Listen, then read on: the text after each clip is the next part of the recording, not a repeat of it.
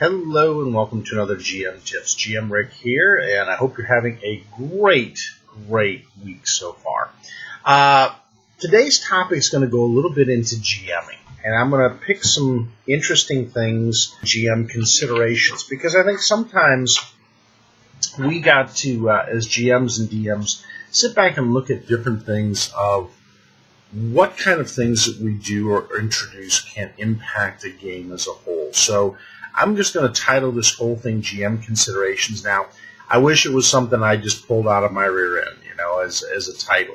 It actually comes out of one of the Paizo Publishing GM guide sections on page 46. But it can be usable, again, in any situation, whether it's fantasy or other types of systems. So, game changers.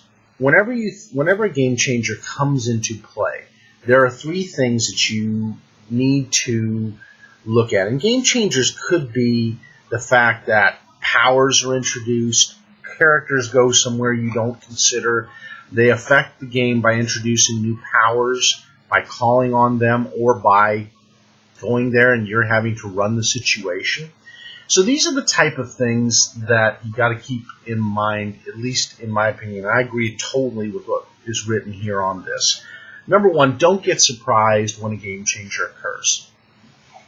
As GMs, we get surprised sometimes when our players go off in left field and they introduce something that we did not expect. Now, the more experienced GMs or the more laid-back GMs may not be upset by this and, again, are not surprised. The more inexperienced GMs and sometimes ones that are, I guess, a little more rules-oriented maybe or even structure-oriented as GMs get really sometimes thrown when a game changer comes into play. So just keep in mind that as you're dealing with this, don't let it tear the situation down and cause your players to just see that you're in this surprise, shocked GM situation. And remember, you are the narrator of the story to a certain extent. They will write the story. You narrate the lines around it. You introduce, as we've discussed before, you introduce the compelling event that compels them to action, to act one way or the other. Like it's a defining event. You can call it many different names. I've called it many different names over the time. It can be the thesis event. It can be the event that is the defining event, the goal, the storyline, the story centering. You can call it whatever you want to call it. But it is the compelling event that calls the party to do something, to move a direction of their choice. And then you lay the obstacles to achieving that defining event. So, say it's a evil baron that has taken power and is causing chaos in the countryside by his evil magic that he has influenced into the country. And there are people suffering. And your party, for whatever reason, may it be gain, ill-begotten gain, prestige, to become the heroes, maybe it's just because they care, call to action about doing something about the Baron.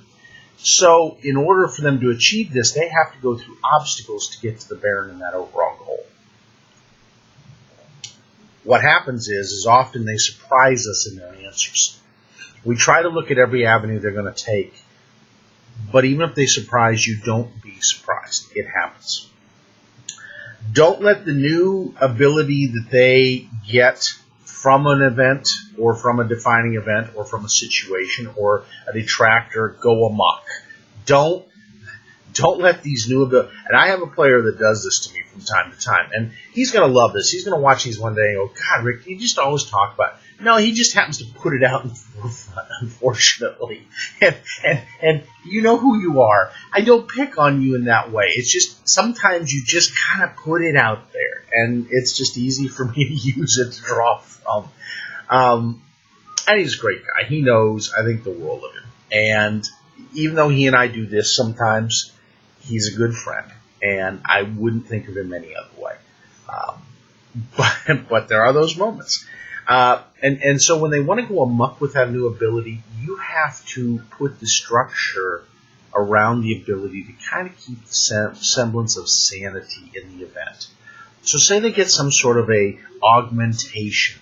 Maybe get a cyborg arm, or maybe they get some sort of death ray, or Gauss cannon, or a ship of mass stealth, or who knows, one of those world-ending things that Rocket Raccoon says, Groot, do not push this button. I am Groot. I am Groot. I am Groot. Yeah. You got to make sure they don't push that button too soon on that event. So you have to not let it go amok. You have to kind of rein it in to a certain level and put structure around it. And don't render new abilities useless. Don't let your players' abilities they just earn become useless because you want to keep them in line. Okay? I love this next statement. Players are inherent surprise generators. And being surprised by their ingenuity is one of the joys of being a game master. That is probably the truest statement. Thank you, Paizo Publishing. Thank you. God, I've got to think who did this one on this one. Creative Director, James Jacobs. Thank you, James. Thank you for putting that in there because that's so freaking true. One of the greatest joys is that they are a surprise generator. That they don't make tedium and monotony and they do the same thing again and again. When they throw a monkey wrench, I love it. Watch my sessions if you want sometimes on the Reign of Winter. When they throw a monkey wrench in, you just see a Cheshire grin go across my face because I'm like, yay, team. You've given me a challenge to work with. And I love it. It doesn't ever go. Ever. The wall of fire in the trench with the Russian soldiers was not something I expected from them. But I love it. And the fact that they pointed out to me, hey, Rick, there's munitions in there. And I thought, ooh, there are munitions in there, aren't there? There's big old mortar rounds inside that trench that are going to cook off. Not every round. Every other round. Maybe every 2 or 3 rounds. Mass destruction. I love when players do that. It is such a fun event when they do the out of the ordinary. And that's why we as GMs need to remember they are surprise generators.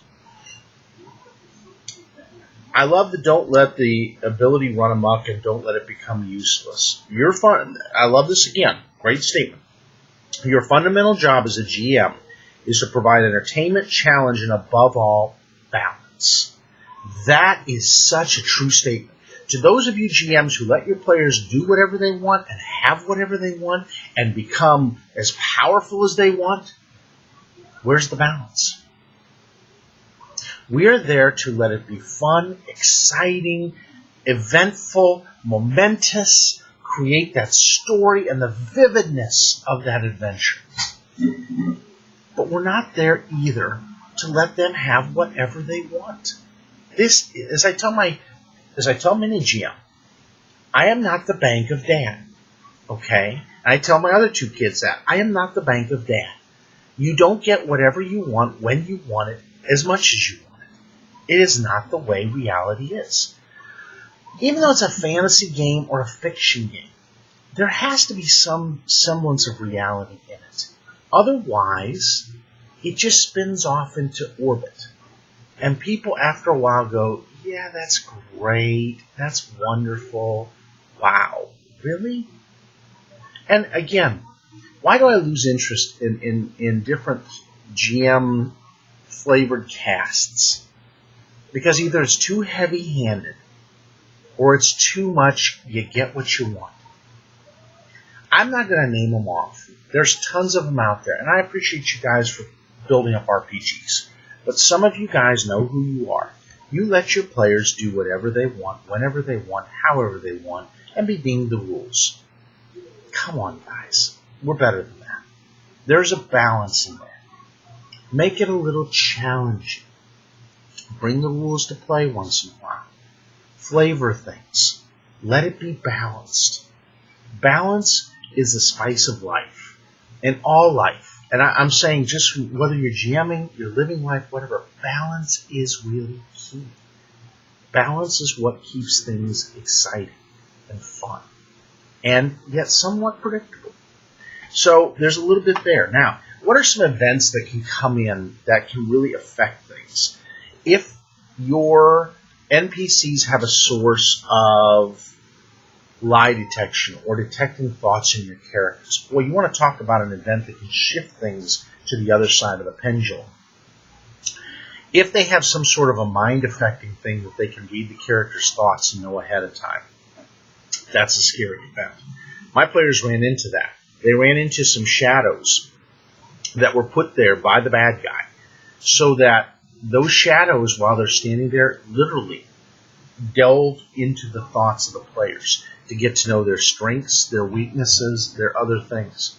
And you know the scary part about that is the players now, one of the player characters, shadows made it out. The other ones died, thankfully.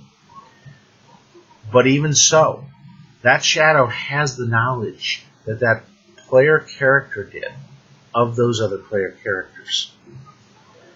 He's seen what they can do. He's seen how they act and how they work. So this goes back to the bad guy. What does this do to the party now? It shifts things out of their favor. Now the things they like to use, they're going to have to get creative again because the balance shifted.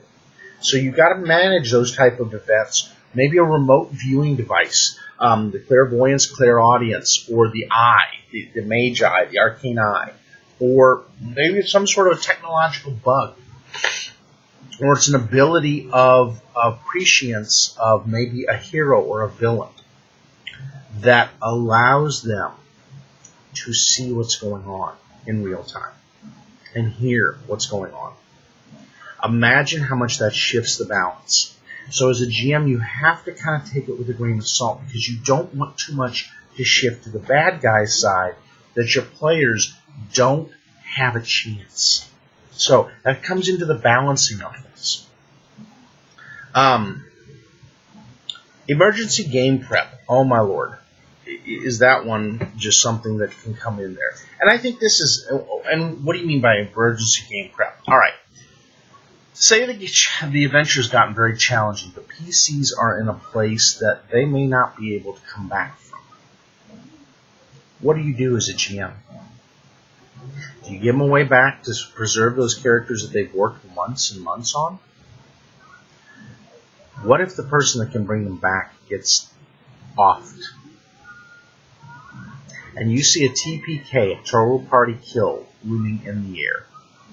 Do you do a dance as a GM? Some of us do. Admit it, we love it. But we really don't at the same time because there comes an end to a story. And do you really want it to end that way? And what will happen if it ends that way? What happens if the party doesn't succeed? Do you have prep for it? Do you have a basic layout of what to do in that situation? Also, do you prepare enough that if the players aren't there, you have the stat blocks, the proper names of the characters written down, as well as a basic flow chart of kind of how they act? So that if your party member, for whatever reason, is sick, that you can run that character, or one of your players can, in a way that it works with that kind of prep. So these are kind of things that you got to think about a little bit. And it goes outside the norm, and that's why I picked this. Overpowered PCs.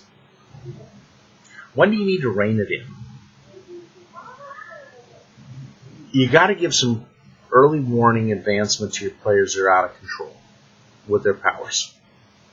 And how you have to rein it in, but maybe you have to do some reminders that they aren't the most powerful things in the universe. Maybe it's a immortal, like in Marvel, where you have the Watchers, or like Guardians of the Galaxies, all these immortals, inevitables, other types of things. There are things that are always more powerful than the players. And sometimes what you need to do is give them a good dose of reality. I don't like to limit players normally, and I will say that. You've got to really be careful, because as you go into these things, you have to watch out that you don't total scorch earth it, but once in a while blasting one of them to where they can be brought back, but they get knocked out pretty hard, is a good sobering reality. That you live in a world that's like an Occam's razor, that it is adventure, but sometimes adventure has its perils. And when you get over cocky or confident, just think about it. What always happens to the bad guys? When they get cocky and overconfident, they get wiped out, don't they? Almost in every story. It's predictable. Every movie I watch, I can tell you almost to a fact of when that bad guy switches to the point of no return, where they're going to go down the course that's going to annihilate. And I can see it. It's that shift of confidence in their eyes that I have won. And I go, oh, are you so screwed? Because at that point, they quit being cautious. They throw caution to the wind. And they get cocky. And there's a swagger to it. Same thing with players. You got to help them to understand when they hit that point, they're pretty much signing away their chance of ever completing an adventure or a whole campaign. They have to keep fresh. They have to keep on their toes. They have to keep alert. It is what keeps them alive in the first place. And to throw caution to the wind. And you can tell, sometimes the players, they just don't care. They go to the point of, I die, I die. Really? What happens to the world if you die? And that's the thing you got to bring them back to. Okay, so if you fail this, what's going to happen to the rest of this area when the hero goes away? Are you just going to assume someone's going to pick up and be able to do what you're doing right now? Sometimes that little pull on the reins just lets them come back to reality. Wow, okay, I wasn't thinking there. Now, sometimes it doesn't matter. Whatever you say, you're going to say. They're going to go down that rabbit hole, and you got to let them go there. But at least try. Try to help them to understand that they are in an event that may be a point of no return. All right, so some other things.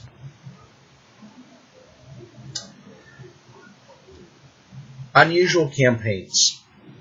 And these are just kind of little things. So I'm hitting all these considerations because these things come into play. What if you have a campaign where none of your players play a healer type? A doctor, a healer, someone who has healing powers? What happens? How do you deal with it? How do you deal when you got a campaign that has no magic at all? Or technology? Or technological cures? Or both? Makes you think a little bit, doesn't it? When characters don't have the ability to heal themselves as easy, other than rest and bandaging thy wounds, it sure makes a real hard situation. What about an all-spellcaster campaign? What about if everything is magic in your world? So it's an arcane type of outing, or a divine type of outing, or both. All spellcasters all the time, or all rogues all the time, or all fighters all the time. Here's some considerations you got to think about there. How do you handle that? How do you handle if things go south? How do you limit things? How do you make it challenging? These are things you got to consider a little bit. Small parties and large parties. How do you deal with a party? Because the average party size that they tell you is 3 to 4 players, right? What happens if there's 7? What happens if there's 2? How do you deal with that? And still make it fun for those players. You have to take some time and consideration when you go into designing these things. Yes, sometimes throwing NPCs at it works. Sometimes maybe it doesn't. Sometimes maybe just helpful people that come along at the right time to give them hints and things that will help them along the way. But you got to consider these things, because if you don't, your party's going to go marching down a hole that they don't want to do, and then it's not going to be as fun. So you have to consider a lot of things as a GM. It's not just about wealth and party experience or rewards, or do you give experience, or do you give rewards, or how do you do things. It is how do you handle these unforeseens, or maybe some of these intangibles that you come up against. And as a GM, I like to throw those out there because we don't consider them. Let's face it, we don't. So often. I know I don't a lot of times. And so having somebody that says, ping, helps you along that line. One of those things that I'd say is, and again, not just with mine, with all of them, subscribe to a bunch of GM tip people. I'm going to tell you right now, hearing my perspective, Matthew Mercer's perspective, Nerdarchy's perspective, the guys at Nerdarchy, the guys at No Direction, guys like Alice Agunas, people like that, you've got to listen a little bit to some of the more experienced ones. Will Wheaton. There's a lot of different people that you can subscribe to that give you perspective. Go through and listen to the different points of view. Because in each thing you'll get a nugget. Even if it's not what they're totally saying, something will go aha to you. Write it down. Put down a piece of paper with the ahas. Don't go crazy. Just little notes that help you, that when you get into that situation, you can pull up those notes and go, bam, got it. Because that's going to become your arsenal to help you while you're running a game. Thanks again. Thanks for all your support. I appreciate it. I've got 180 followers now. Geez, guys, thank you so much. Appreciate the view-ins and the comments. Keep up the great work, and we'll talk to you again soon.